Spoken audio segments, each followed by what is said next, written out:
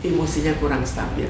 Emosi yang kurang stabil bisa mengarah kemana saja. Kita bayangkan juga emosi yang tidak stabil itu tidak kurang mempedulikan anak kan.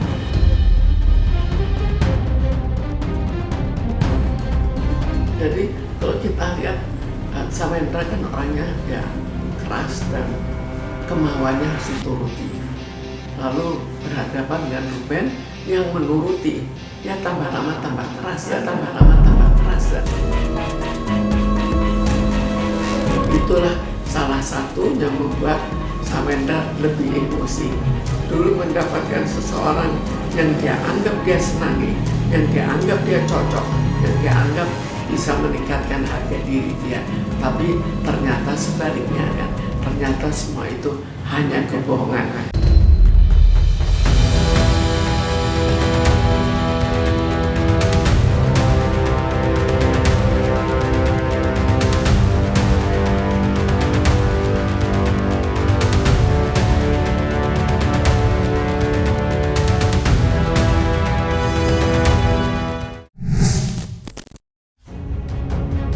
Kisah rumah tangga Sarwendah Tan dan Ruben Onsu rupanya masih menyisakan banyak tanda tanya.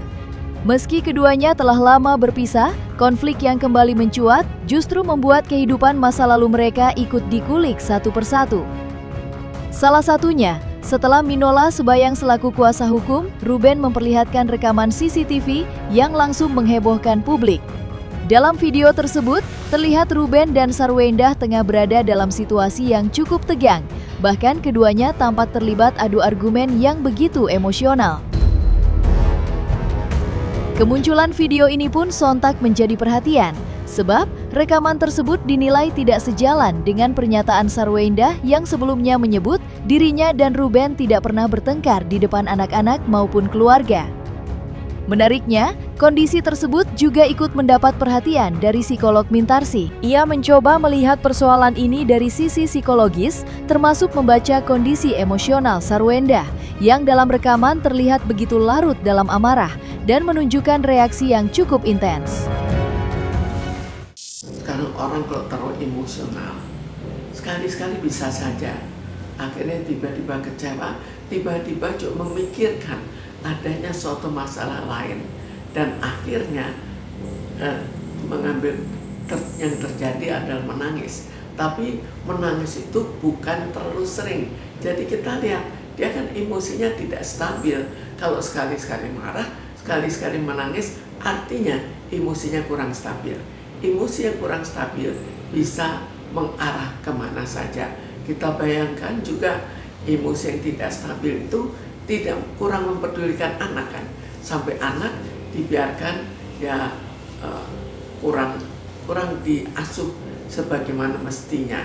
Sekarang semua emosi antara dua orang berkembang dari interaksi antara kedua-duanya. Jadi kalau di sini setiap kali terjadi pertengkaran, lalu menjelekkan satu dengan yang lain di depan umum, otomatis tambah lama tambah seperti perang kan, walaupun perang itu dalam bentuk perang kata-kata, tapi seperti perang emosional. Jadi akhirnya tambah lama tambah bermusuhan. Jadi di sini kelihatan bahwa bukan kedua-duanya akhirnya melupakan, tapi malah memperkuat permusuhan antara keduanya. Apa yang kini terlihat di tengah konflik tersebut tentu membuat pandangan publik terhadap Sarwendah ikut berubah. Berbagai sikap dan pernyataan yang muncul ke permukaan pun tak luput dari sorotan, hingga membuat masyarakat mulai melihat sosoknya dari sudut pandang yang berbeda. Menanggapi hal ini, psikolog Mintarsi mencoba melihat persoalan tersebut dari sisi karakter dan kepribadian. Menurutnya, reaksi yang ditunjukkan Sarwendah dalam menghadapi konflik bisa saja berkaitan dengan karakter dirinya yang cukup kuat dan tegas. Hal itu menurutnya semakin terlihat ketika persoalan pribadi mulai terbuka ke ruang publik. Sejumlah hal yang seharusnya mungkin cukup diselesaikan secara internal justru ikut terungkap sehingga memunculkan persepsi bahwa Sarwendah lebih banyak menyampaikan apa yang menjadi sudut pandangnya sendiri. Jadi kalau kita lihat Samendra kan orangnya ya keras dan kemauannya harus dituruti. Lalu berhadapan dengan Ruben yang menuruti, ya tambah lama tambah keras dan kenyataannya tambah lama tambah keras.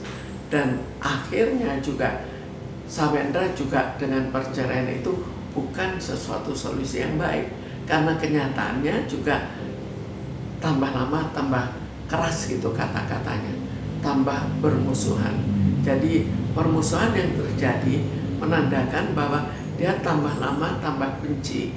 Tapi umumnya kalau sudah bercerai kan akhirnya sudah tidak bertemu lagi, maka mereka tidak terlalu dendam satu dengan yang lain. Tapi di sini pada Sawendra kan kelihatannya kok lebih dendam. Itu yang jadi pertanyaan. Kenapa kok tambah dendam? Pada saat awalnya kalau kita lihat kesan pada saat mempunyai pacar kan ternyata tidak demikian. Jadi artinya ada suatu kekecewaan juga dari Sawendra. Kekecewaan itu membuat dirinya lebih emosional lagi karena emosinya sudah merupakan bakat tersendiri. Betulnya kalau seseorang diserang sampai taraf tertentu mungkin saja masih diam, tapi kalau terus menerus ya kita kembalikan pada kepribadiannya. Kalau kepribadiannya mengalah, maka saat awalnya akan mengalah. Tapi kalau sudah terus menerus akan berubah dan akan belajar untuk menyerang kembali atau terlatih untuk menyerang kembali.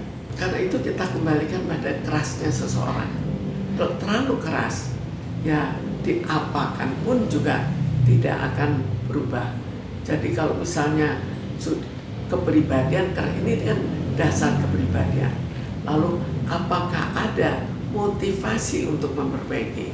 Kalau sudah tidak ada motivasi untuk memperbaiki, maka apapun serangan yang terjadi, dia tetap berusaha untuk tetap bersikap keras. Dan ini yang terjadi sekarang. Kita tidak tahu sampai kapan ini kan akan tetap berjalan. Apakah pada suatu saat bisa mereda atau tetap saja akan bertahan dengan emosi yang sangat keras.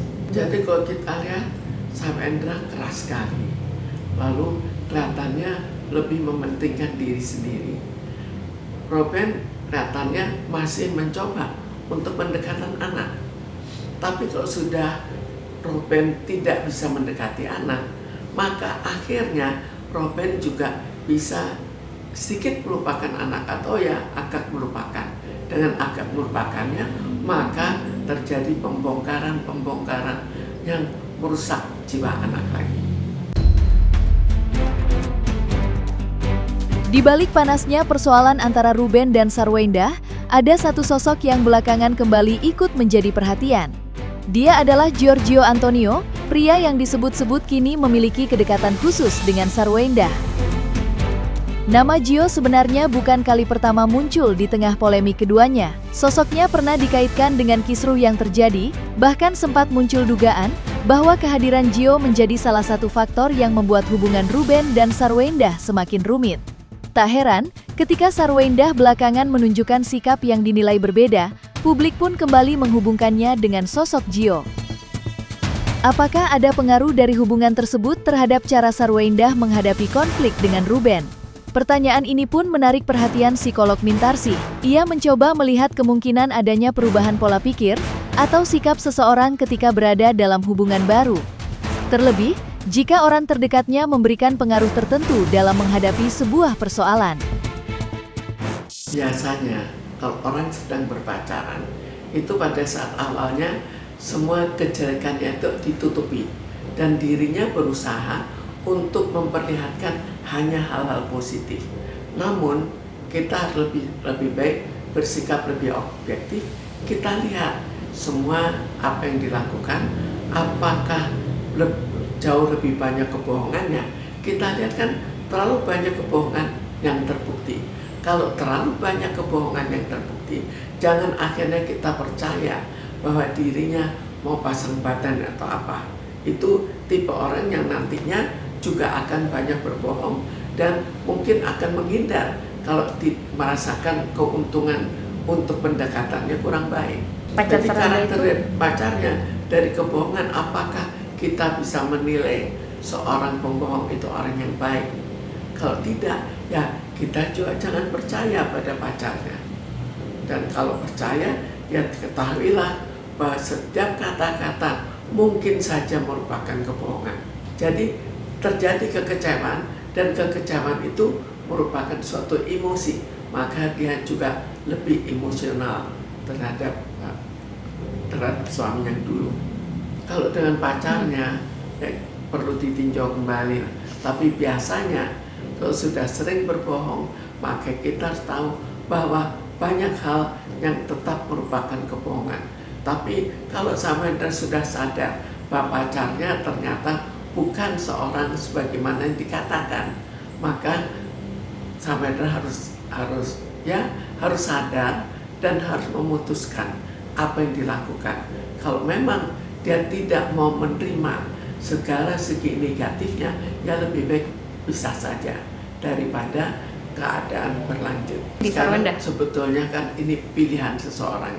Tapi kalau misalnya Samendra dengan pacarnya hanya berdasarkan cinta, tapi tidak ada suatu yang akhirnya bisa membuat suatu yang realistik, maka sifatnya hanya sementara.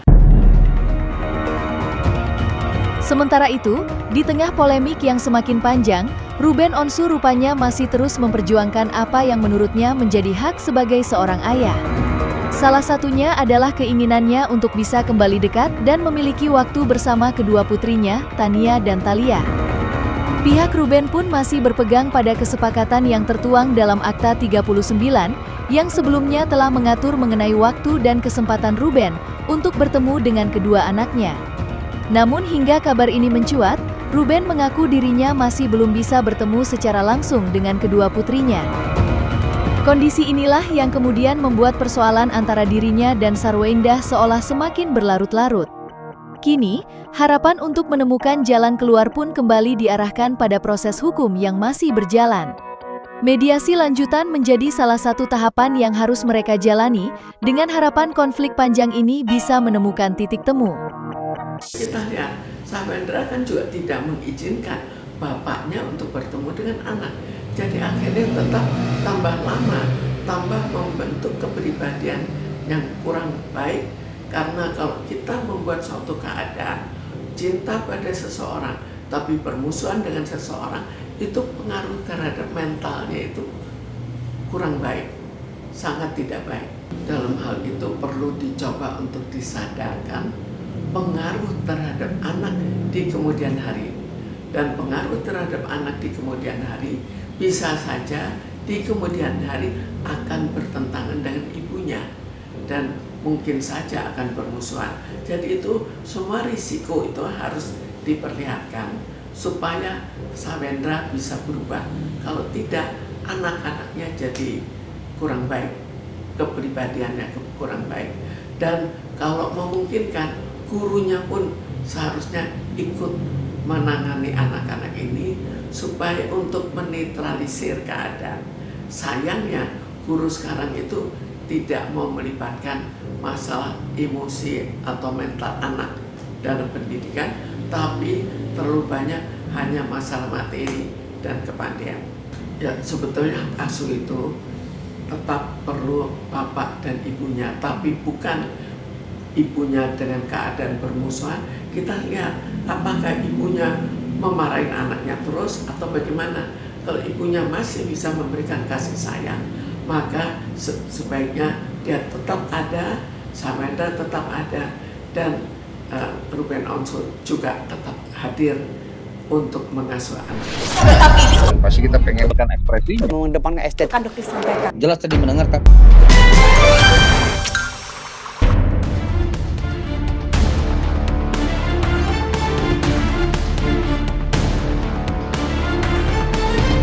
Nah, selesai sudah Cumi Lovers? Jangan lupa untuk like, subscribe, dan juga share channel YouTube Cumi Cumi.